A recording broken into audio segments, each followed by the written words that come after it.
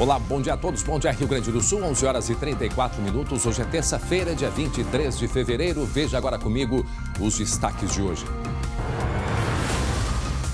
Rio Grande do Sul em alerta.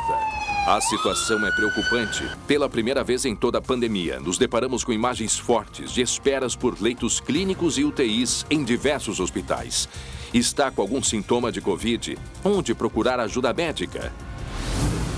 O estado está dividido em duas cores. 11 cidades gaúchas estão em bandeira preta. E agora, o que passa a valer e o que está proibido a partir de hoje? O que dizem as autoridades e os especialistas para frear o contágio do coronavírus?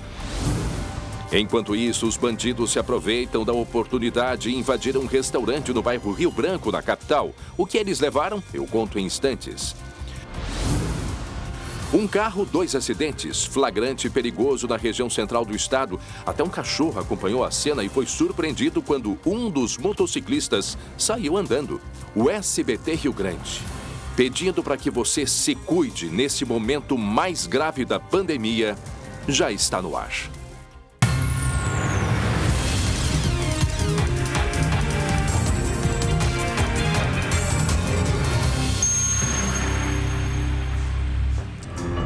Muito bem, agora 11 horas e 35 minutos, nós temos muitos assuntos hoje a respeito da gravidade da pandemia aqui no Rio Grande do Sul, por isso queremos a sua atenção, nós teremos orientações. Chegou um momento em que nós precisamos orientar você que nos acompanha o que fazer em caso de algum sintoma gripal. Nós temos muitos assuntos, deixa eu conversar com a Lu Coman. A Lu Coman já está me ouvindo, Lu?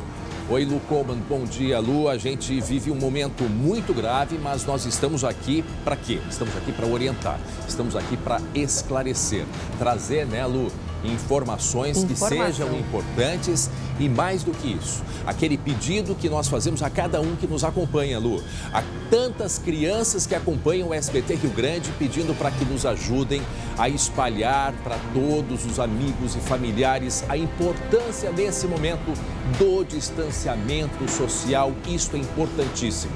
Nós vivemos, né, Lu, agora, nesse momento, não é nem superlotação, uma hiperlotação, por exemplo, nos postos de atendimento de saúde aqui em Porto Alegre. Para vocês terem uma ideia, nós temos em diversos, olha só, lotação dos pronto-atendimentos.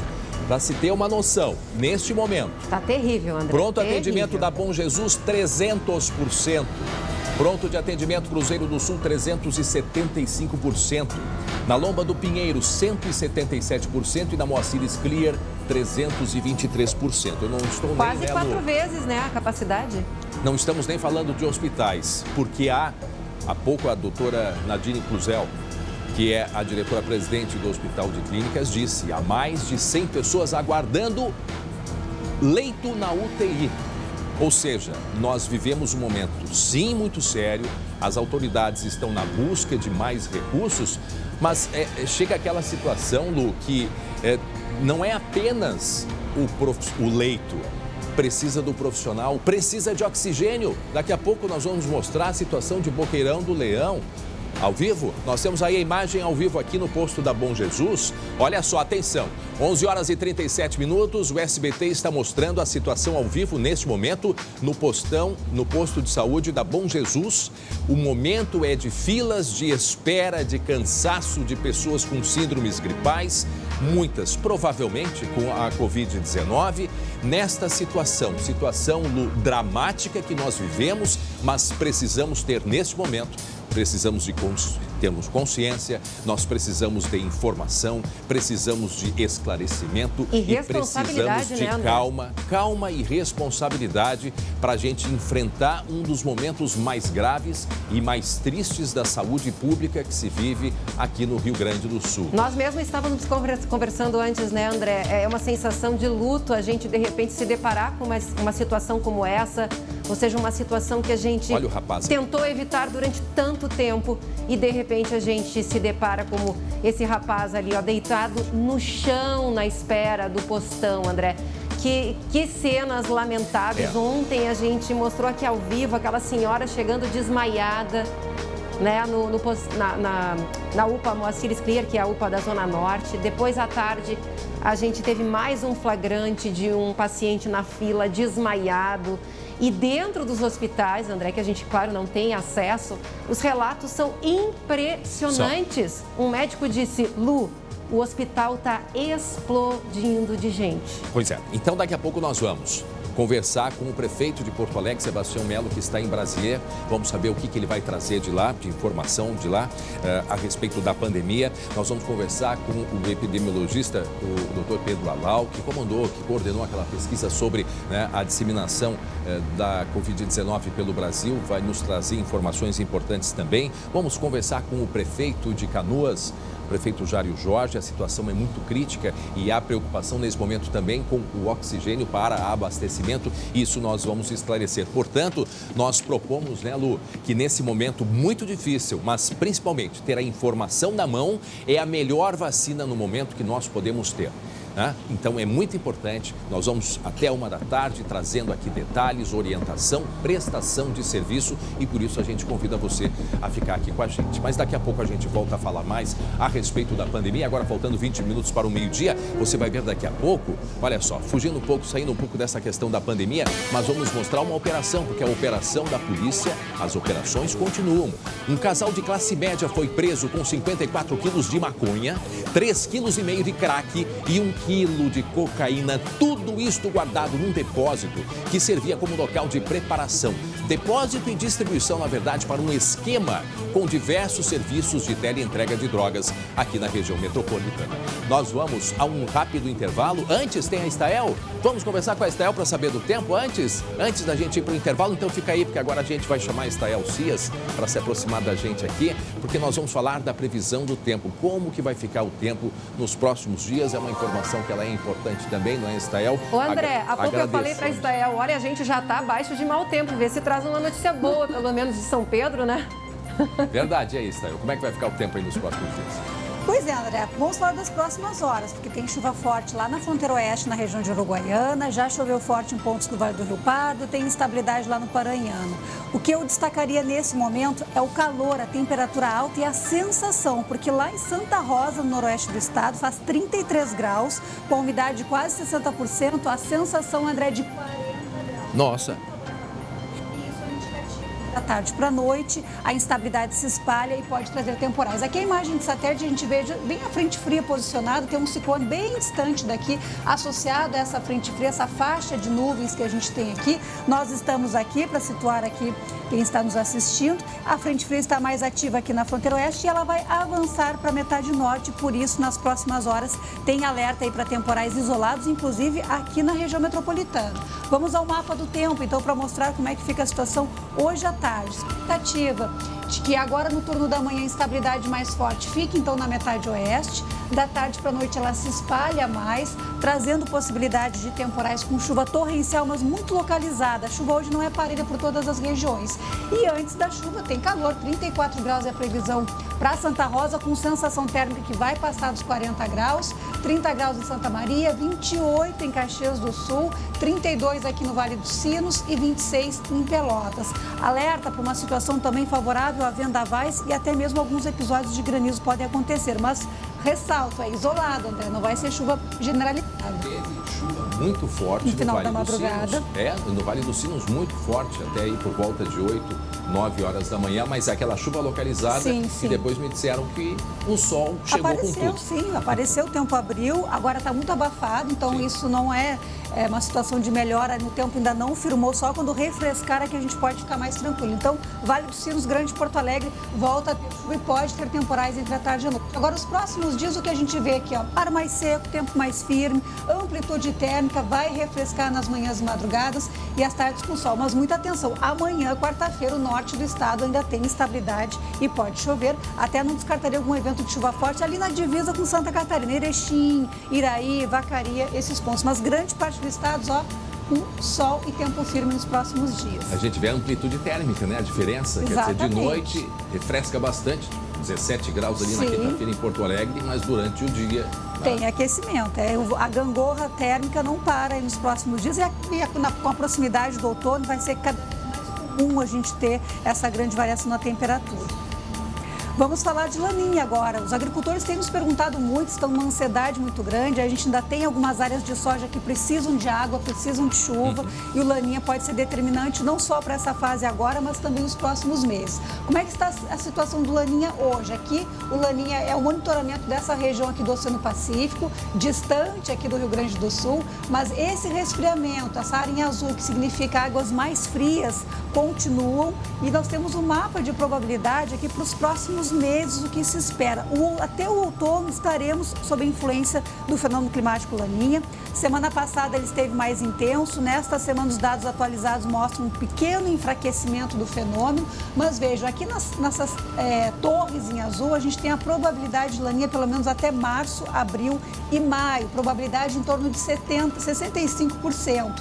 Então, até os meses de outono a gente tem influência do laninha. Depois começa a cair a probabilidade e tem um ligeiro aumento lá quando chega a primavera. Então, a partir aqui do inverno até a primavera, a tendência é de neutralidade, não ter nem El Niño, nem laninha. Mas até o outono a gente ainda vai ser influenciado por ele, o que significa chuva irregular. A previsão para os próximos meses é de chuva abaixo da média em grande parte do estado, março, abril e ainda o mês de maio.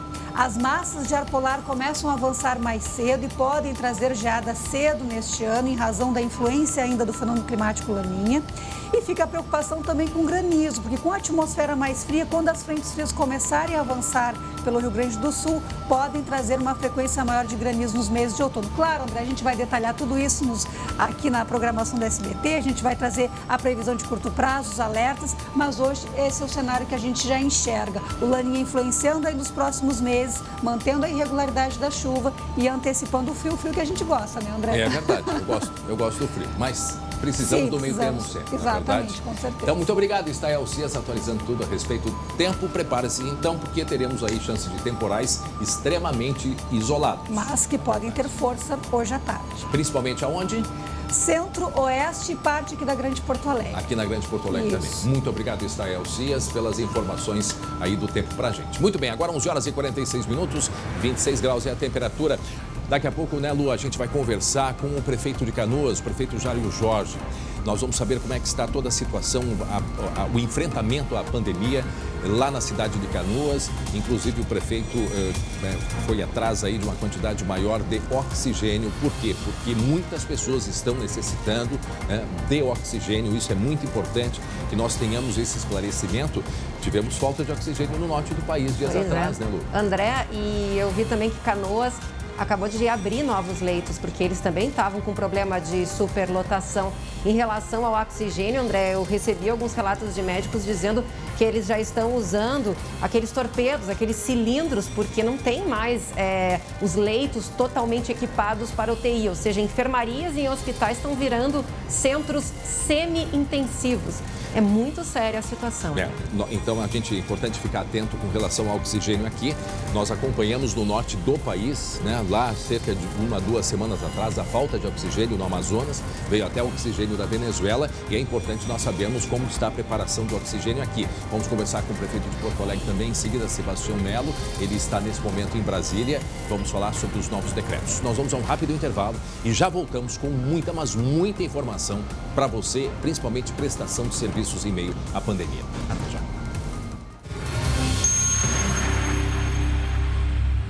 Muito bem, já estamos de volta com o SBT Rio Grande, agora 11 horas e 51 minutos. Um recado muito importante para todos. Você já deve ter visto a IBCM por aqui com a gente, é verdade, né? O plano de saúde da IBCM tem tudo o que você precisa, amigo servidor público, municipal ou estadual. Vejam só. Diversas especialidades médicas e terapias, atendimento e serviços de odonto, unidades próprias, uma ampla rede credenciada, não há limite de idade.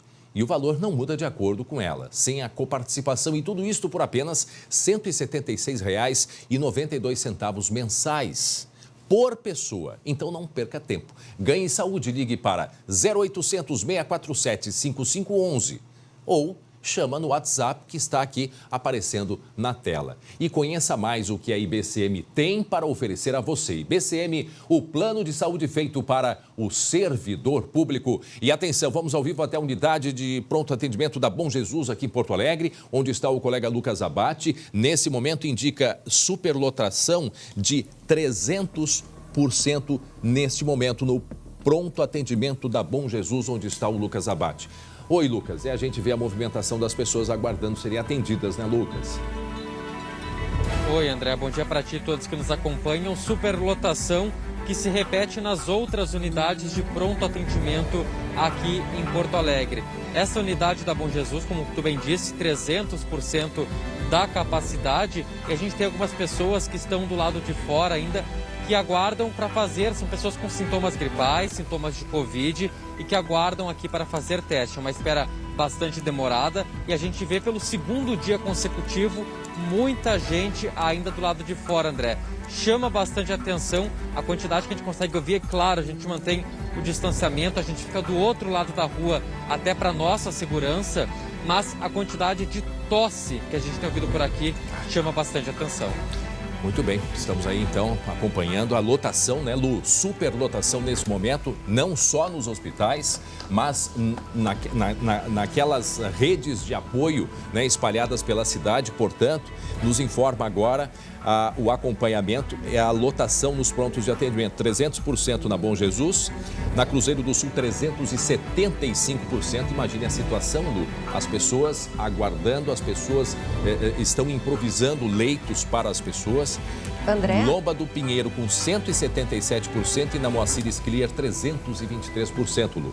É que a gente vê agora um reflexo, um efeito dominó das restrições de atendimento nos próprios hospitais, porque praticamente todos os hospitais de Porto Alegre restringiram atendimento nas emergências, suspenderam cirurgias eletivas e aí a população acaba recorrendo aos pronto atendimentos. E aí a gente vê essa superlotação agora também nesses postos, né, de referência para a população. E até porque, Lu, a orientação é muito importante que as pessoas prestem muita atenção no que eu vou dizer. É a orientação da Prefeitura de Porto Alegre. Quem tem caso leve, extremamente leve, vá a um posto de saúde próximo. Se precisar, se não, fica dentro de casa. Se tiver com sintomas um pouco mais sérios, ou seja, os chamados moderados, aí deve buscar, sim, um pronto atendimento. O pronto atendimento que vai encaminhar o paciente para o hospital, dependendo da necessidade, e aí o médico vai fazer a avaliação. Então, essa é a orientação. Sintomas leves que não precisa não vá até buscar ajuda num posto de saúde, a não ser que sinta a necessidade, né, por estar ou com uma febre muito alta, mas aí vai num posto de saúde simples. Tem sintomas, começando a sentir falta de ar, procura um pronto atendimento. O pronto atendimento que então vai encaminhar para os hospitais, Lucas. André, só para finalizar então uma informação sobre a espera nessas unidades de pronto atendimento. Na Moacir Scliar, na Zona Norte, 7 pessoas lá aguardam internação em UTI.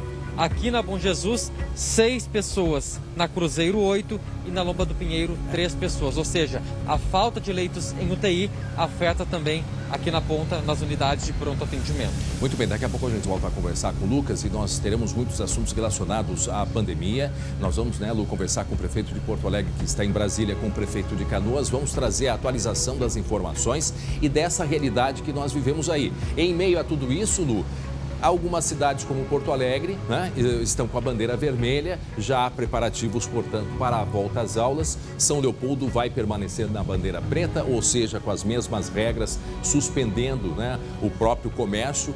Reforçando, portanto, né, André? Porto Alegre está na bandeira preta, mas vai adotar os protocolos da bandeira vermelha. É sempre bom a gente reforçar para a população que o alerta é de bandeira preta aqui por aqui, né? Pelo correto. Causa confusão. Causa uma confusão em todos, porque se foi feito um mapa de distanciamento, se foi feito, né, como o governo do estado fez, usando critérios técnicos e definiu as cores, a situação de Porto Alegre, assim como outros municípios, a gente pode ver, boa parte, metade do Rio Grande, a parte leste, está em bandeira preta. E aí o que acontece?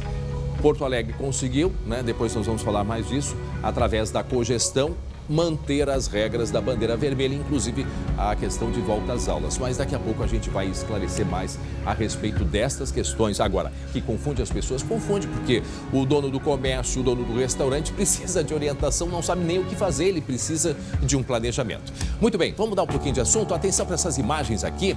Impressionante, um grave acidente que aconteceu na região central do estado, né, Lu? Nossa, terríveis essas imagens, André, muito terríveis. E como a gente vê nesse vídeo, né, que foi flagrado por câmeras de segurança, o carro preto ali na tela foi, a princípio, o grande responsável por esse acidente numa via muito movimentada de Santa Maria. Populares dizem que ele não teria ali a preferencial. Com a falta, então, de cuidado dele, o que aconteceu? Ele se chocou contra 2 motoqueiros. A gente vê uma moto voando para um lado e a outra moto voando para o outro lado. E o mais impressionante, André, é que um dos motoqueiros, apesar desse choque, desse impacto terrível, ele levanta e sai correndo.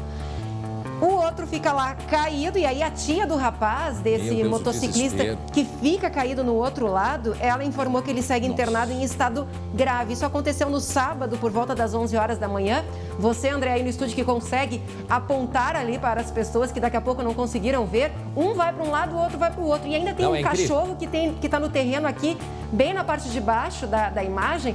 A gente vê que ele fica totalmente assustado com provavelmente o barulho muito forte, não, né? E dois barulhos, porque assim, ó, para aí o carro, ó, para o carro. Teve a primeira batida, ó, volta ali um pouquinho. O carro, ele não parou, né? Ele simplesmente ele virou para a esquerda. Parecia estar entrando ali para a esquerda. Ele virou à esquerda, não parou. Aqui está o carro. Aí vem a primeira moto, bate, a moto vai para um lado e olha o motociclista, ele vira no ar e cai aqui. E aí solta a imagem porque agora vem o segundo motociclista. Olha aqui, ó. Vem o segundo motociclista agora. Olha só, aí repetindo a imagem, o primeiro e logo o segundo. E também a mesma situação, nesse caso os dois caíram praticamente e olha juntos, ali o outro né? se levantando, André, isso é o mais incrível. Um dos que caiu se levanta como se nada tivesse acontecido. Parece coisa de filme. Não, e chama a atenção a solidariedade de outros motociclistas, né? Todos param para ajudar, param para orientar, até para coordenar ali o trânsito. Agora vejam como é importante. Este carro, ele não poderia ter, ele no mínimo deveria ter parado e esperado, né, as motos passarem, mas ele não para, ele vai direto, ó. Ele vai direto, aí bate a primeira moto e bate a segunda moto. Impressionante esse acidente. E a moto, veja que uma delas foi, olha, uma delas foi lá para frente do carro, né? Uma batida muito forte. Isso, repetindo, para quem está chegando agora, meio-dia, um acidente na região central do estado. Repete os detalhes para a gente, Lu. Esse acidente aconteceu no sábado por volta das 11 da manhã, numa avenida extremamente movimentada em Santa Maria. Esse carro preto, como a gente vê, ele tenta fazer uma conversão, não era preferencial, e aí ele acaba se chocando com 2 motociclistas quase ao mesmo tempo, né? Foi uma sequência ali, em fração de talvez menos de 1 segundo. Um deles cai de um lado e imediatamente se levantam, que deixou todo mundo bem impressionado no local, e o outro ficou caído. Esse que está caído, um familiar foi às redes sociais e disse que ele está em estado grave e segue internado, viu, André? Mas gravíssimo, e mostra a total importância de, por exemplo, você vai fazer uma conversão, você tem que fazer tudo direitinho, ligar o pisca. Muita gente não liga o pisca para nada, né? E aguardar, como você disse, né? A gente tem que fazer seguir todas as regras de trânsito para fazer uma conversão e não ser culpado por um acidente desses. E até porque a velocidade, a gente vê que eles estavam numa velocidade, é uma via de velocidade alta, né, Lu? E o cachorrinho, né, o barulho, e foram 2 batidas, o cachorrinho aparece desesperado. Aqui na parte de baixo do vídeo, a gente vai observar. Agora, quando tiver, a gente vai aí tá com uma aproximação. Agora sim a gente vai perceber o cachorro que estava dormindo ali e ele olha para o lado certo, né? O cachorrinho viu que estava alguma coisa grave acontecendo por ali. E a gente vê que ele toma um susto, né, Verdade, André? verdade. O barulho, o cão tem uma sensibilidade muito grande. Agora, fica aqui o alerta. Sempre, né, Lu? Andar nos dias de hoje, a gente tem muita moto circulando por aí. É preciso redobrar a atenção, mesmo que seja preferencial. Tem que parar, tem que aguardar. A gente não sabe pelo horário, que era 11h10 da manhã. Talvez o sol estivesse atrapalhando, mas nada pode ser desculpa, né? É importante que, na dúvida, para e espera para ver se não está vindo alguém para que não aconteça o que aconteceu. Um saiu, né, ileso, não se machucou, e o outro, conforme informações que a gente teve de uma tia dele, ele está internado e necessita de cuidados. Então vejam só a gravidade desse acidente que aconteceu no sábado, por volta aí de 11h10 da manhã, em Santa Maria, na região central do estado. Muito bem, tá aí, 12:02 agora, 26 graus é a temperatura. Nós vamos, nesse momento, né, Lu, conversar com o prefeito de Canoas, o prefeito Jário Jorge, porque aqui na região metropolitana, na grande Porto Alegre, a situação da saúde não é diferente do que acontece aqui na capital. Aliás, diga-se de passagem, depois nós vamos falar de outras cidades do interior também, a situação ela é a mesma, gravíssima. Em Canoas, a prefeitura instalou um tanque extra de 3.000 litros de oxigênio na unidade de pronto atendimento Boqueirão. E quem vai conversar com a gente sobre a situação de Canoas é o prefeito Jário Jorge. Prefeito, o senhor me escuta bem? Obrigado por conversar com a gente, prefeito. Tudo bem, André? Prazer poder falar contigo e também com a Luciane. Bom, prefeito, a cidade de Canoas, apesar de estar na região de bandeira preta, também optou pelas regras da bandeira vermelha. Numa situação que a gente vê uma gravidade como essa, os unidades de pronto atendimento em Porto Alegre com 300% de lotação.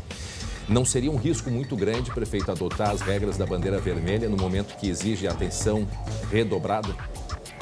Veja, André, nós temos que desacelerar a economia para paralisá-la. Hoje nós estamos, até ontem, nós estávamos na bandeira laranja. E o sistema de cogestão não foi criado por mim, já existia antes. Foi criado ano passado. Eu, quando assumi no dia 1º de janeiro, esse tema já estava em curso. E é uma forma de nós termos uma decisão compartilhada. Porque presidente, governador e prefeito, cada um tem que agir na sua esfera, mas temos que agir juntos, né? E é exatamente isso que o sistema de cogestão permite. Nós estamos fazendo um esforço, né? De um lado, para aumentar leitos de UTI, por exemplo, em 50 dias nós aumentamos 51 leitos de UTI. Isso é um esforço, tinha 43 em 10 meses de pandemia. Nós agora temos 94, isso é um esforço. Ao mesmo tempo, aumentamos 25 leitos de enfermagem, nós somos 70, hoje temos 94. Vamos entregar mais 14 essa semana e mais 45 na próxima semana. Essas decisões e essas entregas, elas não aconteceram ontem, né? São decisões que nós tomamos há 30 dias. Veja, qual é a questão que nós defendemos? É um processo de desaceleração. Nós estávamos ontem com a bandeira laranja, né? O estado porque era vermelha, nós podemos usar a bandeira anterior. O Estado decretou a bandeira preta, nós agora estamos com a bandeira vermelha, que é muito mais restritiva, e se a situação ela se agravar, né, ou a situação se manter, bom, nós temos todas as condições aí sim de fazer o lockdown. E vamos ser claros, a bandeira preta é lockdown, só funciona farmácia, só funciona supermercado e funerária. Então, há uma restrição absoluta. É claro que nós podemos, né, talvez tenhamos que adotar esse sistema, mas é preciso haver uma desaceleração da economia. Enfim, nós temos hoje as atividades comerciais, nós temos as indústrias, nós temos a área de serviços, e o principal responsável pela contaminação, André, não são esses serviços. Nós sabemos que são as festas clandestinas, são as atividades, muitas vezes, de entretenimento. E por isso, nós estamos totalmente alinhados com o governador com a decisão de 20 horas, das 20 horas, né, da noite, às 8 da noite até às 5 da manhã, todas as atividades serão paralisadas. Eu acho que foi uma solução possível para nós fazermos. Talvez semana que vem, na semana, tenhamos que evoluir por preço. E a questão de oxigênio, houve problema com o fornecimento de oxigênio aí em Canoas? Não, ao contrário, né? Eu, quando assumi no início de janeiro, eu determinei que a gente tivesse reservas. E nós nos antecipamos. Por exemplo, nós colocamos um reservatório com 3.000 metros cúbicos de oxigênio. Para que isso? Para que a gente pudesse ter, né, possibilidade de atender todas as pessoas. Eu não posso, né, no momento de dificuldade, né, ficar dependendo da entrega de insumos. Então, nós determinamos isso. Infelizmente, você sabe que tem aqui as fake news, porque tem gente que perdeu no primeiro turno, perdeu no segundo turno, quer fazer terceiro turno. Só para te dar uma ideia, tiveram, né, a insensatez de comprar 1.000, né, seringas e enxertar no lixo que nós havíamos deixado lá, com as senhas e com algum material de papel, todas as seringas que tinham sido reservadas, né? Compraram 1.000 seringas para dizer que a gente tinha deixado as seringas lá no drive-thru. Prefeito. Então, um boletim de ocorrência sobre isso, isso é um absurdo. Tá? E provamos que são seringas diferentes que foram provavelmente compradas no mercado e nós vamos identificar pelo lote quem comprou, quando comprou e qual o objetivo de fazer um ato como esse absurdo, né, de criar uma situação que não existe. Lu. Prefeito, e qual a situação hoje, né, nos hospitais aí de Canoas? Porque ontem a gente recebeu uma informação de que tanto leitos de UTI como leitos clínicos estavam chegando perto dos 100% mesmo com os novos abertos, ou esse número ainda não incluía os leitos que foram abertos ontem? Não, ainda não incluía. Nós chegamos muito próximo, chegamos aos 100% ontem à noite, mas já temos 20 leitos. Mas veja, ontem, ao entrar os 20 leitos, nós já tínhamos 14 na fila de espera. São 14 pessoas nas nossas UPAs aguardando os leitos. Então, de fato, a gente aumentou mais 20 leitos, mas a situação é grave. Acho que todos nós temos consciência disso. O que nós temos que fazer é esse grande esforço de ampliação de leitos de enfermagem, por isso nós vamos estar, né, serão agora mais 14 essa semana e mais 45 aqui, portanto nós vamos estar ampliando os nossos leitos de enfermagem, que tem oxigênio, portanto tem o acesso, mas também eu quero aqui informar que nós, né, estamos trabalhando para até o sábado ter mais 15 leitos de UTI. Prefeito, quantos leitos de UTI adulto? Quantos leitos são de UTI adulto? Nós temos hoje só para Covid, né?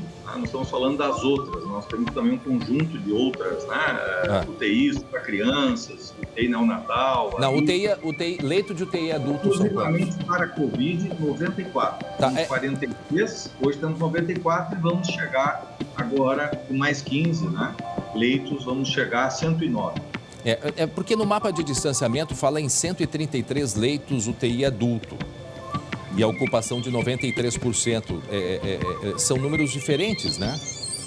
É porque provavelmente eles estão utilizando também as demais UTIs que nós temos, né? E aí são chamadas UTI limpa, que envolve também outros pacientes, né, que não são relacionados à Covid. Prefeito? Eu estou te dando, acho que os dados que nós temos que utilizar são de UTIs, né, pelo menos é o que nós trabalhamos. Claro que nós temos monitoramento das outras UTIs. O Estado monitora todas as vagas. Nós estamos monitorando as nossas vagas, que são o que a gente chama de UTI para os pacientes que não são Covid e também da UTI Covid. Na UTI Covid nós temos 94, já estamos, né, ampliando mais 15 leitos, vamos até o final de semana mais 15. E com isso nós devemos chegar, portanto, veja, nós tínhamos 43, vamos chegar a 109 leitos de UTI. Isso apenas de janeiro até agora. Também vamos lançar a UPA Covid. E será também agora até o dia 1º entra em funcionamento. A antiga UPA Caçapava, lá do pronto-socorro, será uma UPA exclusiva para a Covid. Também é um avanço importante. E vai ser suficiente, hein, prefeito? A taxa de crescimento em Canoas, como é que está, hein? Veja, nós estamos fazendo o possível, né? Estamos trabalhando, fazendo o possível e o impossível, que é exatamente isso que nós, né, devemos fazer, todos os gestores. Não podemos também entrar em pânico, né, André? Nós temos que agir. Veja, no domingo, nós colocamos 4 unidades básicas funcionando como pronto atendimento. Nós fizemos mais, né, de 500 atendimentos de enfermagem, mais de 300, né, foram 337 consultas médicas. As nossas 2 UPAs juntas fizeram 319 consultas médicas. Veja, é como se a gente tivesse 4 UPAs funcionando na cidade. Lu. Então é preciso agir. Esse sábado e domingo, essas unidades vão também na Guajuíras, Matias, Rio Branco e Niterói funcionar junto com as 2 UPAs que nós temos. Prefeito, vamos ter mais uma UPA Covid. Rapidinho, prefeito. Ano passado eu lembro que eu fui muitas vezes para Canoas e havia uma procura muito grande por profissionais para trabalhar nesses leitos Covid, né, de UTI. Ou seja, vocês estão abrindo novos leitos, tem equipes completas, está também registrando falta desse tipo de profissionais? Estão ainda atrás de novos profissionais? Luciano, para a gente poder fazer esse crescimento, por exemplo, na semana passada o governador esteve aqui, nós lançamos 15 leitos de UTI no hospital universitário, 56 profissionais foram contratados. Agora foram quase 80 profissionais nos 20 leitos que nós lançamos ontem, já entrou em funcionamento. Então, nós, talvez por nos ter antecipado, ter realizado esse trabalho de ampliação progressiva, nós conseguimos, né, contratar. E estamos contratando, não quer dizer que a gente não tem dificuldade, estamos tendo, mas estamos trabalhando para ter. Por exemplo, agora estamos contratando os profissionais da UPA Covid, seja uma UPA 24 horas, né? Também estamos trabalhando. Então, claro, há hoje uma dificuldade de profissionais, mas ainda estamos conseguindo um grande esforço, e é exatamente isso que nós temos que, né, aumentar a estrutura. Vamos também fazer testagem, né?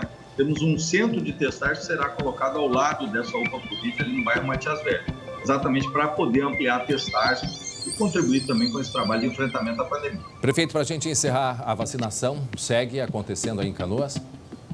Nós estamos aguardando agora, André, o recebimento. São 11.800 pessoas, fizemos um drive-thru, né, com 1.000 idosos. Nós ampliamos aí a idade, né, baixamos a idade. Das 8 às 9 só chegaram 20 idosos acima de 85 anos, nós ampliamos para 80 e foi um sucesso. Vamos retomar agora, provavelmente amanhã ou quinta-feira, vacinando os idosos com mais de 80 anos. Foram 668 acamados já, idosos com mais de 60 anos acamados, que também foram vacinados, e os seus acompanhantes, né? Muito bem. Prefeito, obrigado. E agora, até em seguida, prefeito, para o senhor saber, a gente vai mostrar um mapa aonde que as pessoas devem buscar atendimento aí em Canoas, né? Inclusive, a gente, enquanto agradece aí a participação do senhor, já vai mostrando.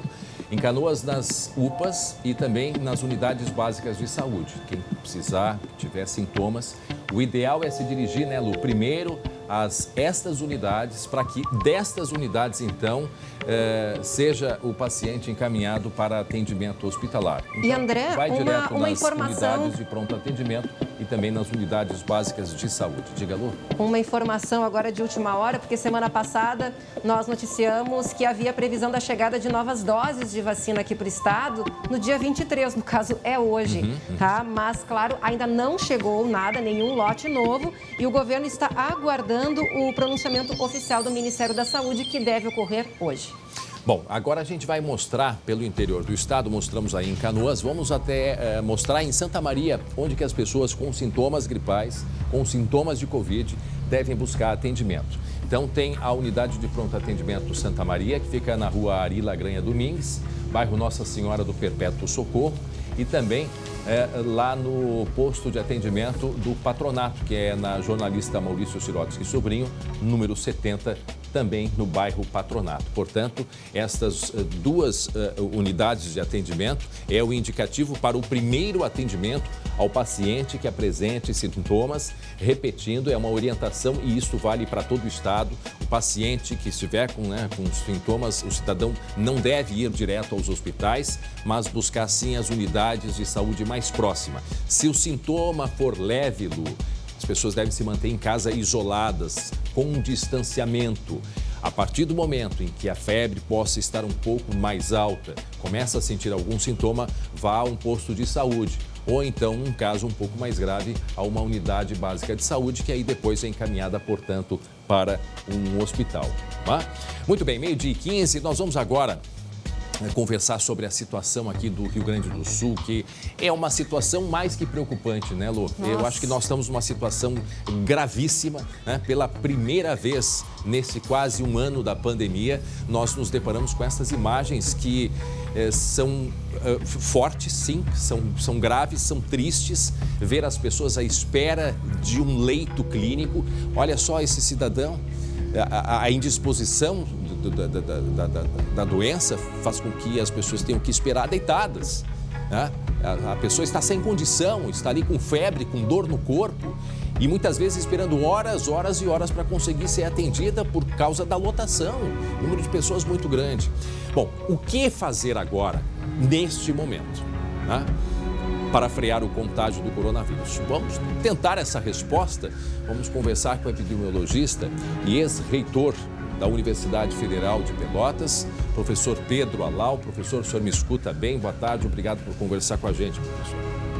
Boa tarde, ouço perfeitamente e observo com preocupação essas imagens e essas notícias aí da situação da Covid-19 aqui no estado. Professor, o senhor participa ainda daquela pesquisa Ecovid, né, que faz esse levantamento, né, da disseminação do vírus pelo Brasil.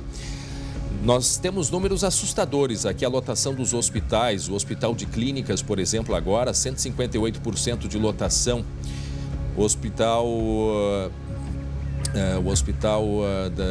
aqui, o Conceição, com 128% e por aí vai. Lá na Restinga, 150%. Os pronto-atendimentos com 300% de lotação. É a nova cepa atuando no Rio Grande do Sul? Se tem como confirmar isso, professor? Olha, então vamos tentar voltar respondendo aquela primeira pergunta que tu fizesse. O que deve ser feito agora? Então, a primeira coisa tem a solução definitiva. Qual é a solução definitiva? É aumentar o ritmo da vacinação, fazer com que a vacinação aumente rápido para que a gente chegue numa situação como chegou para Israel, por exemplo, a Escócia, em que um percentual grande da população vacinada a gente consegue controlar a pandemia. Mas isso a gente sabe que é no médio e no longo prazo. No curto prazo é um momento de muito cuidado, especialmente de muito distanciamento social. Então não tem outra solução nesse momento. Então é um momento das pessoas usarem máscara, evitarem aglomerações, especialmente aquelas aglomerações desnecessárias, o bar de noite, o show, a festa, inclusive a festa clandestina. Essas atividades têm que ser completamente eliminadas nas próximas semanas para evitar que a tragédia se torne ainda pior. Lu. Oi, professor, tudo bem? É a Luciane. Um outro dado que me chamou muita atenção é a faixa etária. Aqui, por exemplo, em Porto Alegre, novos casos, na maioria a gente vê muitos ali entre 20 anos e 59 anos. Isso seria a nova cepa? Seria uma nova sistemática, vamos dizer assim, já que os idosos estão tomando a vacina? Como é que o senhor avalia isso? Então vamos começar a falar da variante essa. Certamente que a variante contribui para esse aumento de casos. Essa variante, ou essas variantes, dependendo da situação, elas são mais transmissíveis do que o vírus original. Então, a gente sabe que isso está acontecendo e a tua explicação é muito correta. Já que os idosos estão se vacinando e, aliás, os grupos que estão mais passando dos limites são os adultos jovens, não é surpresa essa informação de que é nos adultos jovens que a pandemia está bombando hoje aqui no Rio Grande do Sul. Para quem está chegando agora, meio-dia e 19 minutos, o SBT Rio Grande está conversando com o professor Alau, Pedro Alau, coordena a pesquisa que estuda a disseminação do vírus aqui no Brasil, já há quase um ano, né, professor? O senhor está à frente desse estudo e agora quem vai conversar com o senhor é o meu colega, o Lucas Abate, que está em frente a um dos postos mais lotados, né, mais sobrecarregados aqui em Porto Alegre. Explica pra gente onde tu estás agora, Lucas.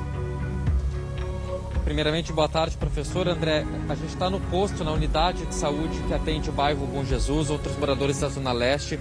Por aqui, muita gente chegou cedo ainda, antes das 5 horas da manhã, para tentar um atendimento. Aqui onde a gente tem as imagens ao vivo, é uma triagem Covid. Apenas pessoas com sintomas gripais são atendidas aqui, recebem o teste, se for necessário, recebem algum tipo de encaminhamento e essas pessoas que estão do lado de fora estão aguardando atendimento, um número bastante alto.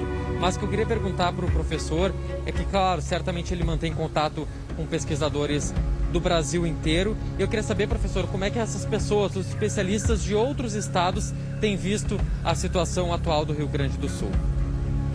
Olha, Lucas, ótima pergunta. Infelizmente, é com olhar de preocupação. Hoje de manhã, inclusive, eu recebi uma ligação do Financial Times querendo saber especificamente sobre o caso do Rio Grande do Sul e de um colega pesquisador me mandou uma mensagem de WhatsApp também querendo saber da situação do vírus aqui no estado. Então, todo mundo está olhando com preocupação para a situação do Rio Grande do Sul. O Rio Grande do Sul, nós não podemos esquecer, lá no começo da pandemia, tinha números bem menores do que a média nacional e, infelizmente, chegou a hora em que nós somos a vitrine, a bola da vez e a pandemia está muito forte aqui no estado. Por isso, hoje mesmo eu estava conversando com um amigo meu por telefone e eu disse para ele: Bernardes, te aquieta, fica em casa, Bernardes, porque porque agora a pandemia está num momento muito grave aqui no Rio Grande do Sul. E, professor, qual é a situação hoje do Rio Grande do Sul frente ao Brasil? Quer dizer, é o Brasil inteiro que vive esse momento, porque em Santa Catarina a situação é muito grave. Mas de Santa Catarina para cima, essa pergunta que eu queria fazer para o senhor, e já emendando de um telespectador, pedindo a previsão para os próximos 15 dias aqui no Rio Grande do Sul, tá? Qual vai ser o pior momento, se é que, infelizmente, a chance de piorar ela é muito grande? Olha, primeiro falando do resto do Brasil, tem vários locais que estão com sinal de alerta tão marcante como o nosso. Então, tivemos ali o caos no Amazonas algumas semanas atrás, estamos com uma situação ruim na Bahia, estamos com uma situação ruim na Paraíba, São Paulo está ruim, Santa Catarina. Então, assim, não é só o Rio Grande do Sul que está nessa situação de alerta. E agora, sobre a previsão para os próximos dias, eu vou repetir aqui o que um colega meu, o professor Fernando Barros, numa das entrevistas do EpiCovid falou, e eu acho que foi uma frase muito feliz. A história da pandemia ela é construída dia a dia por nós. Como é que vai ser daqui a 15 dias? Depende do que a gente vai fazer nos próximos dias. Se a gente entender a gravidade da situação, ficar em casa, usar máscara, evitar aglomerações, talvez daqui a 15 dias as notícias não sejam tão ruins. Agora, se seguir esse descontrole, especialmente a gurizada, como a gente diz aqui no Sul, totalmente fora, como se não tivesse pandemia, aí a situação daqui a 15 dias pode ser muito grave. E a volta às aulas nesse momento, muitos pais não sabem, né? Estavam se preparando para levar os filhos para a creche e agora veio a pandemia com mais gravidade. Fazer o que nesse momento, professor? Olha, eu tenho sido recentemente um defensor da volta às aulas. Eu acho que a volta às aulas é necessária. As crianças não podem ficar 2 anos sem ir à escola. Mas, evidentemente, na situação específica atual, não dá para pensar em retorno às aulas presenciais. Então, as aulas têm que voltar agora, nesse semestre. Mas não hoje, nem na semana que vem. Vamos esperar esse momento mais difícil passar, vamos esperar a vacinação dar uma aumentadinha. Porto Alegre anunciou amanhã. Daqui eu esperaria pelo menos umas 2, 3 semanas. Professor? Agora. Se tu me perguntasse isso 15 dias atrás, eu estaria defendendo que tivesse voltado mesmo, claro que com todos os cuidados. Mas nesse momento específico, que está muito caótica a situação, é hora de dar uma segurada, inclusive na volta às aulas. Professor, eu vejo muitos médicos criticando a questão agora da cogestão. Disseram que, na verdade, as autoridades estão postergando um problema para a semana que vem ou daqui 15 dias, adotando agora protocolos mais brandos. O que o senhor acha disso? Desde o começo, e aí a minha opinião é consistente, eu fico feliz, porque a gente fala tanto com a mídia, que você sabe, né? A gente também fica pensando aonde que eu errei, aonde que eu acertei. Um exemplo, por exemplo, eu errei sobre a duração da pandemia. Quando vocês me entrevistavam lá no ano passado, eu nunca imaginei que ia durar tanto. Mas nesse assunto eu sempre fui consistente.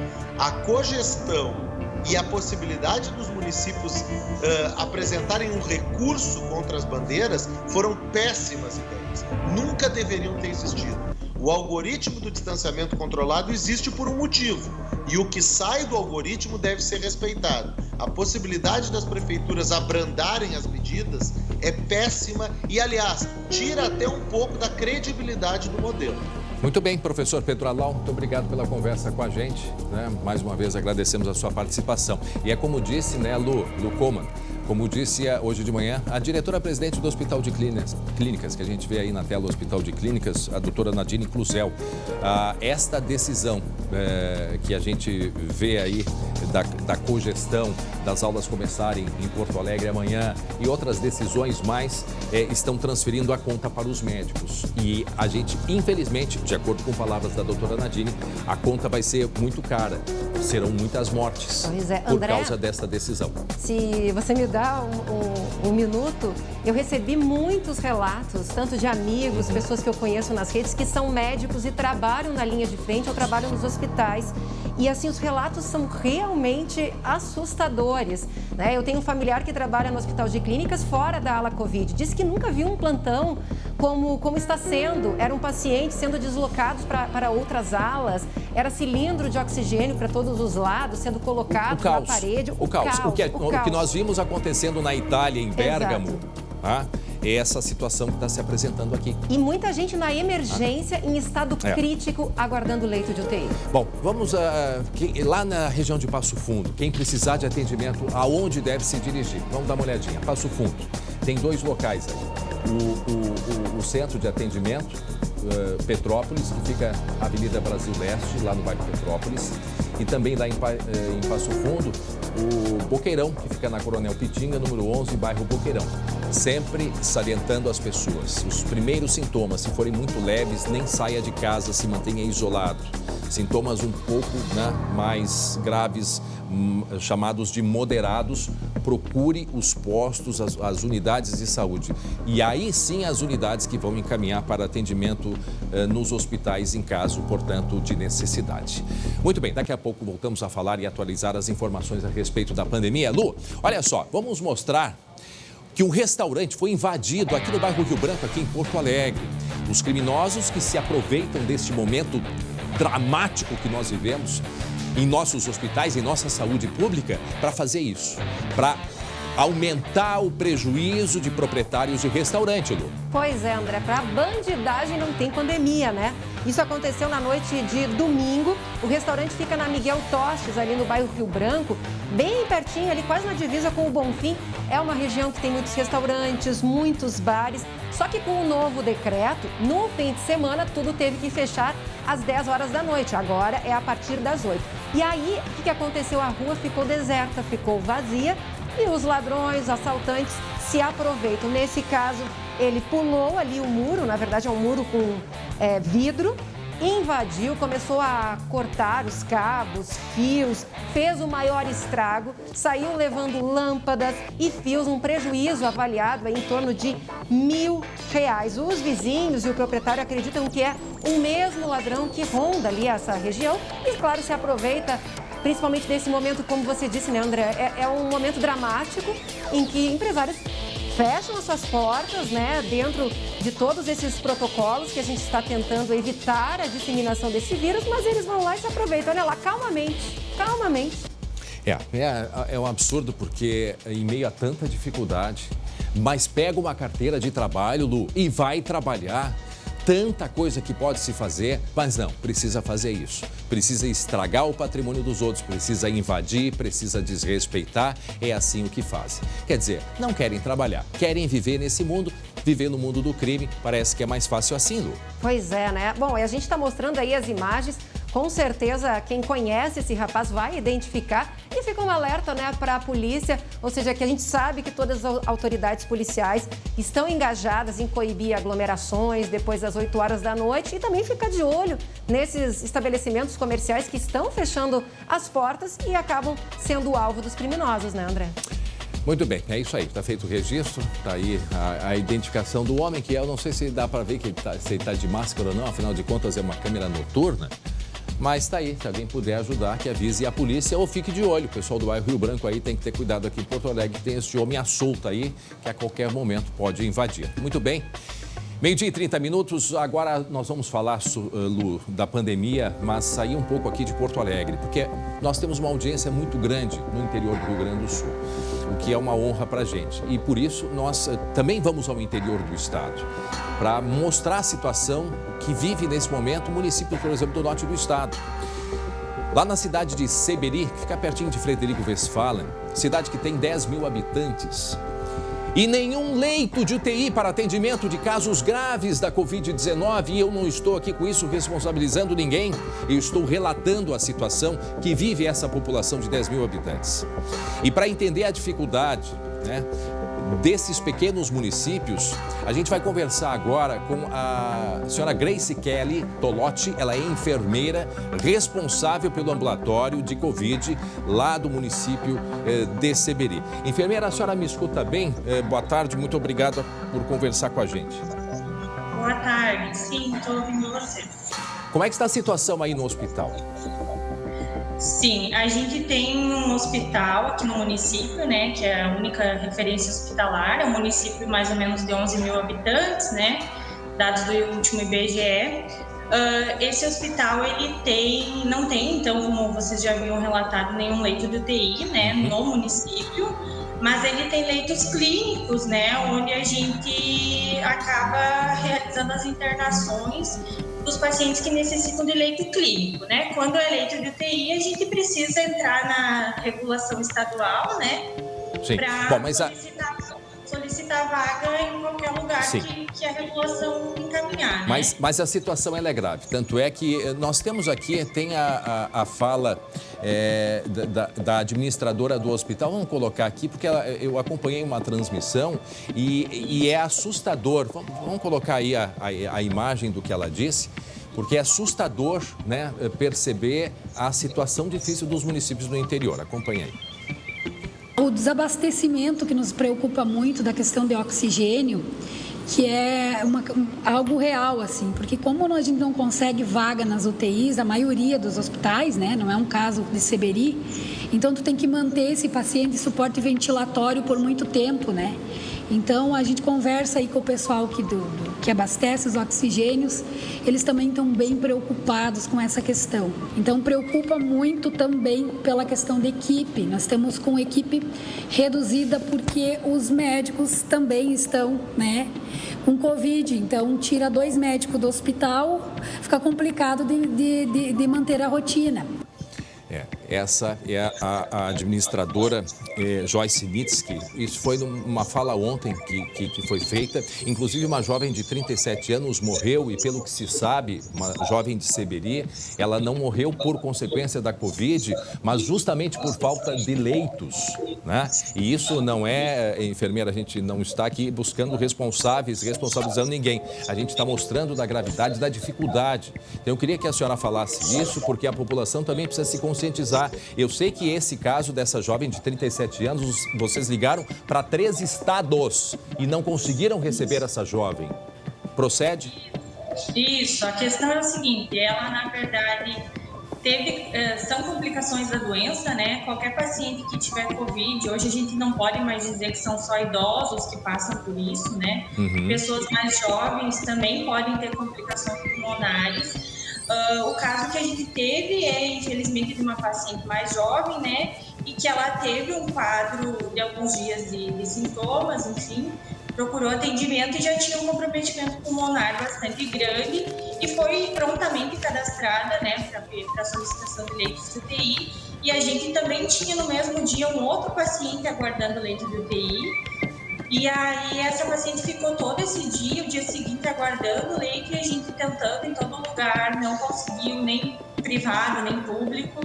E é isso assim que a gente quer alertar a população, né? Não importa a idade que você tem, a gente não sabe o que vai acontecer, né? Esse vírus, ele a gente sabe que já podem estar circulando outras variantes, enfim, as pessoas se infectam e a gente não tem como saber quem que vai ficar ruim, quem que não vai. O que a gente tem visto nos últimos dias é que muitos pacientes têm apresentado uma piora no quadro pulmonar. Então, a gente tem potenciais pacientes para necessitar de um respirador cada vez mais. Quantos respiradores tem em Seberi? A gente tem 3 respiradores no momento no hospital. E quantas pessoas aguardando o leito, por exemplo?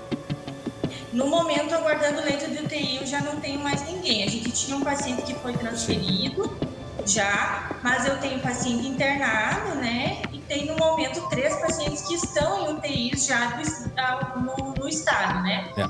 Hoje, nesse momento, eu tenho 3 pacientes que estão em UTIs. São 6 mortes já de pacientes, né, em Seberi.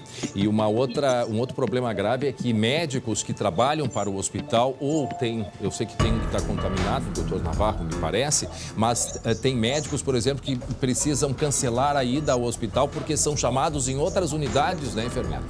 Isso, essa é uma realidade do interior do estado, acredito que não é só de Seberi, né? Sim. Os hospitais, os médicos acabam fazendo plantões em vários hospitais, né? Em mais de um hospital em cidades pequenas, né? Então, às vezes, ele tem um plantão num hospital, mas o outro lá da cidade dele está precisando. Então, assim, o que a gente vê no momento é que as pessoas precisam se cuidar, se conscientizar que a pandemia continua e que a gente não tem tantos profissionais assim para atender. E é um que fica doente, um profissional de uma equipe que adoece, desorganiza toda a rotina do trabalho, né? Isso é uma questão muito grave. Não é só ter leito, como ontem a administradora do hospital colocou na fala dela. Não é só ter o leito, eu preciso ter toda uma equipe para atender, eu preciso dos insumos, tudo isso, né? Doutora? Pode. Normalmente, eu queria saber, Seberi, qual é o hospital de referência onde normalmente os pacientes, né, são encaminhados, especialmente esses em estado mais grave que necessitam de UTI? Quais são os hospitais de referência na região de vocês? Assim, ó, a gente tem de mais próximo, para falar para vocês aqui, o município de Frederico Westphalen, que fica aqui em torno de 17 quilômetros daqui. Porém, a regulação, isso que eu gostaria de explicar para as pessoas. Quem vai precisar de UTI, a gente não sabe para onde vai ir. A regulação é estadual, entra numa fila dos leitos e tu vai ir para onde vai dar o primeiro, depende de como está a situação. Hoje, os nossos pacientes têm ido para Cruz Alta, para Soledade, para Passo Fundo, para Espumoso, municípios pequenos que nem tinham, acho que UTI antes da Covid, sabe? Para Ijuí, aqui para Frederico mesmo, mas assim, a gente não tem como dizer para onde que vai ir, né? Muito bem, eu quero agradecer a enfermeira Grace Kelly Tolotti. Ficou em bandeira, Seberi, bandeira preta ou vermelha? Preta, né? Inclusive o prefeito pede justamente que as pessoas se mantenham em casa justamente por essa dificuldade do interior. Só de Porto Alegre são 400 quilômetros. Então, muito obrigado por ter conversado com a gente. A gente percebe que a senhora também está, como o seu grupo de trabalho, cansada, né? Eu imagino que a tensão que vocês vivem, ela é muito grande, não é, enfermeira? A preocupação, ela é muito grande nesse momento, não é verdade? Sim, nos últimos dias aumentou muito o atendimento. Os ambulatórios que atendem também fazem a parte da triagem, né, de sintomas e atendimento inicial dos pacientes que são ambulatoriais também está esgotado, a gente não dá conta de todos. Certo. Muito bem, eu agradeço mais uma vez a conversa com a gente, enfermeira Grace Kelly Tolotti, responsável pelo ambulatório de Covid lá do município de Seberi, no norte do Rio Grande do Sul. Vejam, então, portanto, né, Lu, que a situação não é drástica somente aqui em Porto Alegre. Inclusive, o prefeito ontem pediu que as pessoas se mantenham de uma vez por todas protegidas, né? Não façam aglomeração. O hospital, por exemplo, lá em Seberi, não tem uma condição, tem 3 respiradores, uma população de 11 mil habitantes. Como que vai atender? Aí vai mandar para Frederico, Frederico já está superlotado. Vai mandar ali para Três Passos, também já está superlotado. E prefeitos de várias cidades,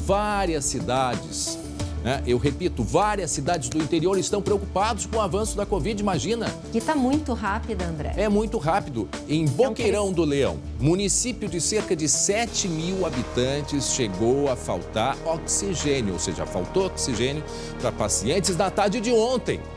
A boa notícia é que a prefeitura recebeu uma nova carga de oxigênio, né? Para se ter uma ideia do avanço da pandemia lá na cidade, no último sábado, a prefeitura fez 12 testes. Desses, 10 deram positivos, seus 90%. E o prefeito diz que após as festas de fim de ano, o número de casos disparou.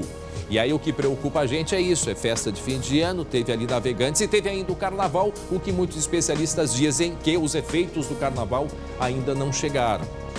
Então a cidade de Boqueirão adotou o lockdown, né, nos finais de semana, mas não descarta ampliar as restrições. Escutem o que disse o prefeito. A demanda é muito de oxigênio, então está muito difícil, nós vamos ficar sem oxigênio com certeza. Mas se nós ver que os números caem, nós continuamos assim. Caso contrário, o lockdown, nós vamos ter que fazer também nos horários de semana, nos dias de semana. E aí nós ouvimos também um depoimento emocionado de uma das funcionárias lá do hospital, dizendo que essa quantidade de oxigênio assim foi para eles algo emocionante, porque eles estão tão, eu vou usar o termo perdidos, mas não num sentido, né? Eles estão perdidos porque tem tanto paciente chegando e precisando de oxigênio, eles não conseguem nem calcular agora para quantas pessoas vão ser beneficiadas e nem quanto tempo vai durar. Mas que bom que eles já receberam essa quantidade. Por que a gente está mostrando tudo isso, Lu? Por que nós estamos mostrando a situação não só Porto Alegre, mas região metropolitana e outras cidades aqui do interior? Porque de uma vez por toda, como disse o professor Alau, o andamento da pandemia vai depender do nosso comportamento. Basicamente é isto. Então, gente, quem está nos acompanhando, a gurizada que acompanha a gente aqui no SBT, a tia Lúcia, o André, por favor, nos ajudem a divulgar isso bastante, a pedir para que as pessoas, de uma vez por todas, tenham consciência, mantenham o distanciamento, mantenham os cuidados, né, com a higiene. Isto é básico para que a gente possa, de uma vez por todas, enquanto que a vacina chega, agora é para chegar uma quantidade de doses, mas enquanto que a gente não conseguir ter uma base, né, de vacinação, a gente vai enfrentar a pandemia, e para enfrentar a pandemia a gente precisa ter esses cuidados básicos e essenciais. Não adianta menosprezar, Lu. A gente já mostrou que menosprezar, achar que não vai acontecer consigo, isto não existe. A pandemia está aí, o vírus está aí, ele não tem asa e ele não tem perninha. Ele é transportado por nós, então a gente precisa de fato ter o cuidado absoluto.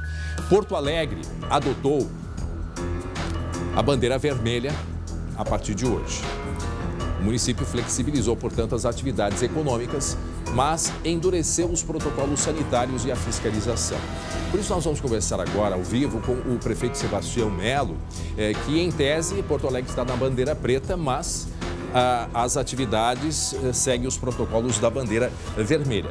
O prefeito Sebastião Melo, o senhor me escuta bem? O senhor está em Brasília? Por favor, nos adiante, que notícia o senhor traz da capital federal nesse momento? Boa tarde, prefeito. André, primeiro meu abraço a vocês, aos telespectadores. Eu estou em Brasília desde as 8 horas e vou cumprir aqui 2 dias de longas agendas, sendo que a minha agenda com o ministro Pazuello passou para tarde. Cumpri outras agora pela manhã aqui na bancada gaúcha, tentando convencer a bancada de fazer uma emenda de bancada para poder expandir o pronto-socorro. E evidente que o tema mais importante aqui é com o ministro da Saúde. É grave. Nós aderimos à cogestão no início do nosso mandato. Eu acho que a cogestão é dividir responsabilidades. Eu acho que tanto o governador quanto o prefeito que foi eleito, ambos têm legitimidade para enfrentar esse tema. Nós estamos operando até ontem na bandeira laranja, passamos para a bandeira preta, era a bandeira vermelha, operando a laranja, e agora passamos para a bandeira preta, operando a vermelha. Né? Bom, e o governador fez o decreto, baixando para 20 horas do fechamento de todas as atividades, e que nós vamos ajudar a fazer cumprir com a nossa fiscalização, com a nossa guarda municipal, e com os fiscais da prefeitura. Já estamos fazendo isso lá desde sábado, quando ele fez às 22 horas. E estamos trabalhando para abrir leite, porque nós estamos com as nossas UPAs muito lotadas, as pessoas estão angustiadas e vão para as UPAs, porque vê a notícia que pode ter mais Covid e pode ter na família. Então lota as nossas UPAs, então não tem lugar para todo mundo. Eu quero fazer um apelo aqui para as pessoas procurarem os nossos postos de saúde. São mais de 100 e poucos postos de saúde em Porto Alegre, espalhados pela cidade, na Zona Norte, na Zona Sul, na Zona Leste. E lá tem médico, lá tem enfermeira, lá tem pessoas para atender e fazer prefeito, esse acolhimento e deixar. Oi. A pergunta que eu faço para o senhor, a Secretaria de Educação anunciou o retorno das aulas para amanhã. Seria coerente, nesse momento mais grave, não seria coerente esperar, quem sabe, 2 semanas para o reinício das aulas aqui em Porto Alegre? André, nós estamos começando com o ensino infantil, correto? A rede privada já estava funcionando, vai continuar funcionando, e nós estamos começando com as nossas 200 e poucas creches, de uma rede de pessoas, famílias muito vulneráveis, e que as mães hoje deixam esses filhos lá com a irmã, com a tia, com a vizinha, às vezes sozinho, para poder buscar o seu aumento de renda. Tem uma questão alimentar, tem uma questão de afetividade. No mundo, mesmo com a pandemia, você pode desafiar aí pelo mundo e você sabe que o ensino infantil está funcionando. Então nós vamos começar com muito rigor. Prefeito, desculpa, só fazer uma correção. Pelo mundo, eu sei que na Irlanda, até porque eu tenho um familiar que é professora infantil e as crianças estão sem aula, é só pela internet, não tem aula presencial. Não todo mundo. Quer dizer que muitos países, a Suécia está fazendo isso, a Inglaterra está fazendo isso, a Grécia está fazendo isso. Então, mas suspenderam, a Inglaterra suspendeu a aula presencial também. Não infantil, tá? Mas eu quero dizer o seguinte, tiver algum problema em alguma escola, essa é a determinação do prefeito. Nós vamos cancelar as aulas. Então, e tudo isso sem cautela. Eu quero dizer que o momento é grave, quero pedir serenidade. Nós vamos aumentar os leitos. Hoje eu assinei um decreto de requisição do Hospital Beneficência Portuguesa. Espero que o Hospital de Clínicas possa aumentar leitos, já que tem condições de fazer isso. Quero pedir ao ministro Pazuello que ele ajude nisso, tanto o Hospital de Clínicas como Conceição, que são dois hospitais muito poderosos aí na nossa prefeito. cidade. A presidente do Hospital de Clínicas, doutora Nadine, disse hoje de manhã que esta atitude de manter esses critérios de bandeira vermelha, de não ter se adotado um fechamento maior, isso é transferir a conta para os médicos. Senhora, o que responde a essa afirmação? Olha, eu não transfiro as contas para os médicos e acho que ela não deveria também transferir para os comerciantes. Tá? Nós estamos juntos nessa batalha de salvar vidas. Tá? E, portanto, dizer que a responsabilidade pelo Covid, que chegou a esse ponto, foi o comércio aberto, eu diria que eu não tenho dado científico. Se ela tivesse, ela podia fazer uma nota técnica e apresentar para a prefeitura. Tá? Agora, se ela disser o seguinte, olha, eu acrescento aqui que as aglomerações que aconteceram na praia, o governo do estado nada fez. Da aglomeração do Internacional, que tinha 2.000 pessoas, e que a brigada nada fez.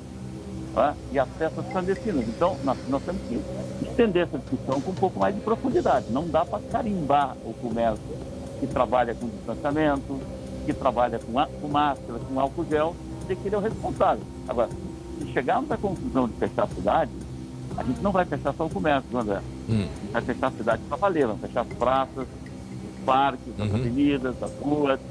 Inclusive, vamos fechar tudo. E os ônibus? Porque não dá. Os ônibus, prefeito? Vamos fechar tudo. O que não dá para dizer é o seguinte, eu fecho uma parte, não fecho a outra e tem um discurso para cada momento diferente do outro. Então... E os ônibus, olha só, a gente tem imagens, prefeito, hoje de manhã, lotação nos ônibus. O que dá para fazer? Porque a gente sabe que o ônibus é um problema muito sério aqui em Porto Alegre, né? Nem vamos entrar nessa discussão agora. Mas o senhor pretende tomar alguma medida para que a gente não veja mais a lotação nas paradas e dentro dos ônibus? É uma lotação, é um problema nos ônibus e também nos aviões. Né? Eu acho que vocês também deveriam falar dos aviões que andam Mas lotados. O avião tem um sistema, prefeito, o senhor sabe muito bem, que ele elimina, né, o vírus. O sistema de circulação dentro do avião é bem diferente do sistema do ônibus. Mas o ônibus anda com todo os nossos vidros abertos e eu tenho estudos dos ônibus, seja da Carris, seja da PP, e ele não é uma fonte transmissora ali, né, de Covid. Agora, toda essa discussão, André, acho que nós temos que olhar para frente. Acho que é um momento de união do governador, do prefeito, dos prefeitos. Então, assim, foi 22 prefeitos representando todos os prefeitos do Rio Grande do Sul e mais o prefeito de Porto Alegre que defendeu a cogestão. Então, quer dizer, não é só o prefeito de Canoas, de Gravataí, de Cachoeirinha, de Alvorada, de Viamão, todos nós. Não, prefeito, eu até faço esses questionamentos justamente até para que a gente possa, né, esclarecer alguns pontos que são muito importantes, porque o senhor mesmo diz, agora é hora de olhar para frente e olhar também para os postos. O meu colega Lucas Abate está num posto de saúde nesse momento, lá na Bom Jesus, e vai fazer uma pergunta para o senhor e depois a minha colega Lu Coleman também. Isso, André. Boa tarde, prefeito. A gente acompanhando aqui nos postos, nunca viu uma situação tão delicada aqui na unidade da Bom Jesus. Ainda bastante gente do lado de fora. A gente tem imagens ao vivo mostrando muita gente aguardando, pelo menos 30 pessoas, algumas visivelmente mal, prefeito. E para essas pessoas, claro, não importa agora essa discussão se a bandeira é preta, se é vermelha. Para o momento, prefeito, o que o senhor diz para essas pessoas? Qual a orientação? Para onde ir? Olha, primeiro a minha solidariedade a todas essas pessoas e meu respeito profundo a elas, tá? 70% da nossa população que precisa de saúde é atendida pelo Sistema Único de Saúde. Nós temos uma rede grande e eu queria fazer um apelo que antes de ir para os prontos de atendimento, que é o da Bom Jesus, que é a UPA da Zona Norte, que é um PAC da Cruzeiro, que é da Lomba do Pinheiro, que as pessoas pudessem primeiro buscar os nossos postos de saúde. Se os nossos postos de saúde, através dos médicos, dos enfermeiros, entenderem de encaminhar, fazem o encaminhamento, porque não há espaço em todos os pontos de atendimento para acolher todas as pessoas. E nós estamos trabalhando para estender mais leitos. Existem, inclusive, nessas nesses atendimentos, nos prontos atendimentos, já pessoas de macas, que precisam ser transferidas. Então, nós estamos fazendo a nossa parte. Agora, nós não vamos retirar pacientes do interior, que está na nossa rede, que é em torno de 40%, 45%, para atender, porque esse paciente do interior também merece a nossa solidariedade. Então, aqui tem que entrar o governo do estado também na regulação, ajudando um pouco. Olha, quem sabe vamos mandar alguns para Guaíba, vamos mandar alguns para Camaquã, outros para Caxias do Sul, porque a regulação do estado, ela tem que entrar nesse momento. Porto Alegre é um dos 497 municípios e que foi solidário durante o ano inteiro com a pandemia, está sendo. Agora está na hora do Rio Grande também ser um pouco solidário com Porto Alegre. Então, Lu. Prefeito, aqui é a Luciane que está falando. Prefeito, eu tenho 2 questionamentos. Um deles, a gente vê hoje que Porto Alegre atingiu mais um triste recorde, mais de 374 pacientes confirmados com Covid em UTI, ou seja, muito perto daqueles 388 que era considerado um patamar máximo antes de um colapso. Ou seja, se o senhor pensa em daqui a pouco tomar atitudes mais rígidas. E a outra questão, já que o senhor está em Brasília, como estão as tratativas para as vacinas, né? O Ministério da Saúde iria se pronunciar hoje a respeito de uma nova remessa aqui para o Rio Grande do Sul. Olha, primeiro, o Ricardo ficou aí, eu recomendei que ele fizesse na tarde de hoje, junto com o Renato, Ramalho com o Marcos Pato, uma reunião do Comitê do Covid e eu vou entrar nela remotamente, tá?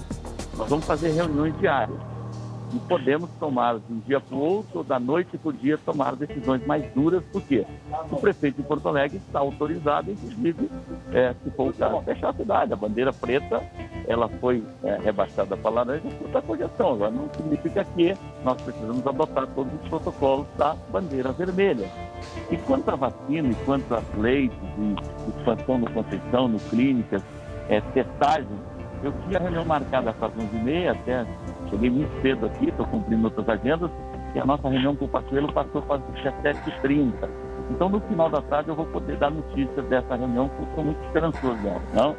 Então, por enquanto, fica mantido para amanhã o retorno às aulas no critério da bandeira preta, que aí é educação infantil e o primeiro e o segundo ano do ensino fundamental, correto, prefeito? Correto, tá? Da rede privada e o infantil da rede pública, né? Tá certo. Prefeito Sebastião Melo, muito obrigado por ter conversado com a gente e quando puder, mande aí notícias, todos nós aguardamos. Afinal de contas, temos aí uma situação muito grave, muito delicada e entendemos o lado, sim, do empresário, o lado do gestor também, mas é uma situação que a gente nunca viveu, então ela é assustadora de qualquer forma para todos os lados, certamente. Obrigado, prefeito Sebastião Melo, por ter conversado. Eu recebo a cobrança de vocês como uma contribuição de que o prefeito aperte o passo na direção de resolver esse problema. Então, obrigado, tá? Verdade. Agradecemos a participação do senhor ao vivo de Brasília e aguardar a reunião, portanto, com o ministro Pazuello no final da tarde. Muito bem, 12h54, né, Lu? Agora a gente vai ficar com um recado da FAB, um recado da EVT Assessoria. Preste atenção. Presta atenção nesse recado. Você aí de casa está com dificuldade de pagar o financiamento do seu carro?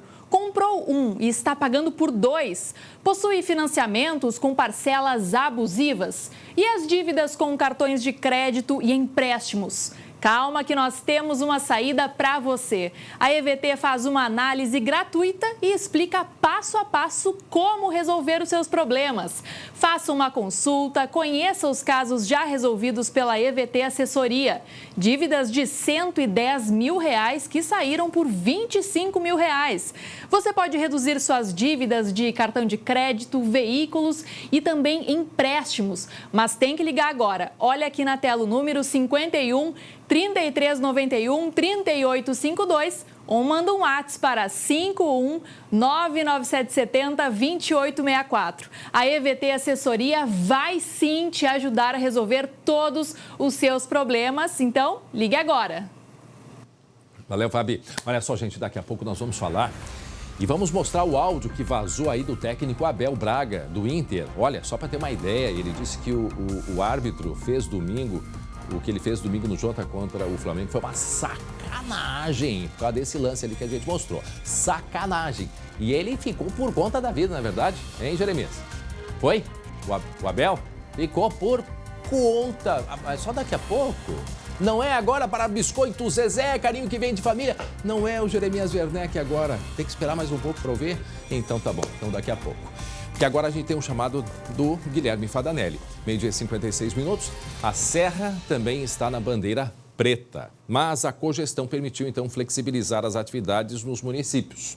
A gente vai até Caxias do Sul para conversar com o colega Guilherme Fadanelli. Porque aí os prefeitos na região prometem endurecer a fiscalização. Tá, mas aí é aquela velha história, fica na bandeira vermelha, mas aí o endurecimento dos prefeitos, né, para exigir que as pessoas tenham um comportamento, é o grande questionamento que se faz até hoje, não adianta, é uma discussão muito grande, Fadanelli. O que é sério e grave que a situação da Serra vive um momento muito crítico também, né? Boa tarde, Fadanelli. Oi, André, boa tarde. Isso mesmo. Olha, aumentar a rigidez na fiscalização é a ordem nos municípios aqui da região. Não deixa até de ser uma resposta, André, à provocação feita pelo governador Eduardo Leite na live de ontem à tarde, né? Tinha que ser assim sempre, né? Exatamente. Aqui em Caxias, o prefeito Adilóide Domênico conversou com jornalistas agora pela manhã e disse estar preocupado tanto com a falta de colaboração de algumas pessoas, bem como com a ocupação de leitos de UTI SUS na cidade. Hoje ele atualizou os dados e afirmou que a ocupação chega a 95% nos leitos SUS de Caxias. A Secretaria da Saúde já está negociando a compra de mais leitos na rede privada.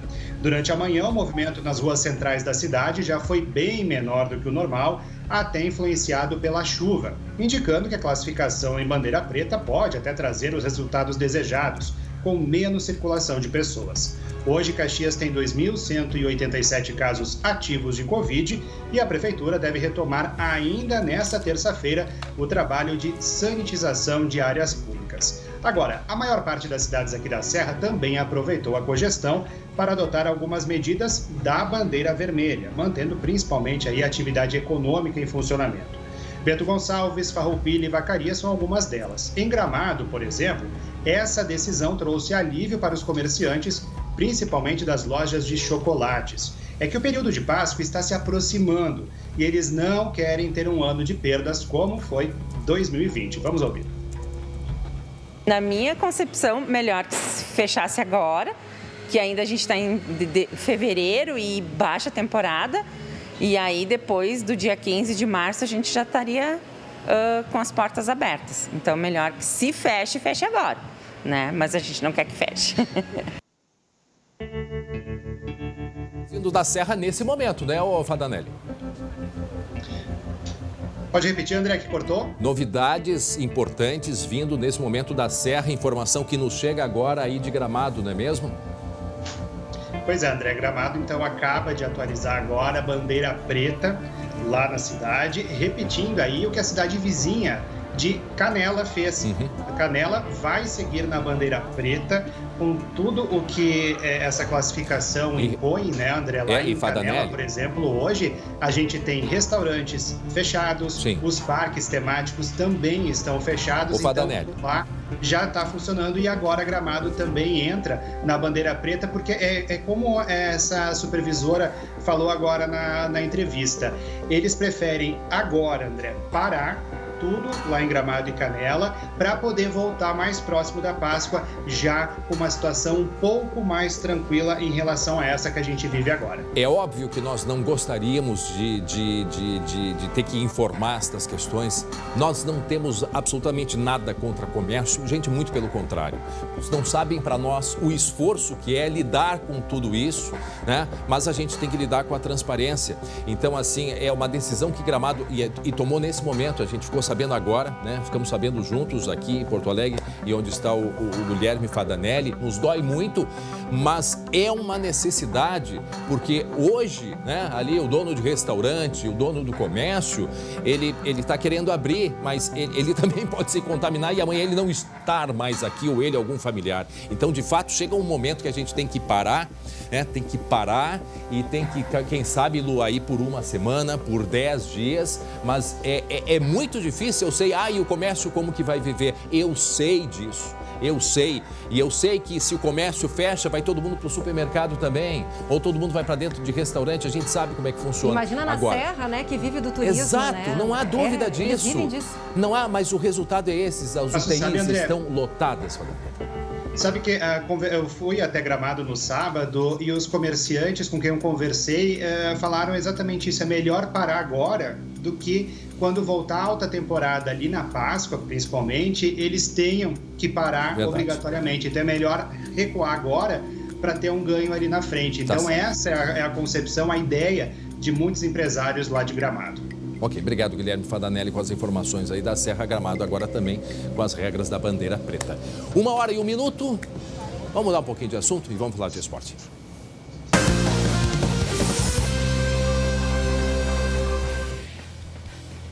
Para Biscoito Zezé Carinho, que vem de família, vem pra cá, meu irmão Glauco. Meu irmão Glauco Paza. Oh, que saudade do Glauco. Que é isso? Não, você Glauco, o cabelo tem que ter mais branco. É que inventou ali, sempre chama o Glauco.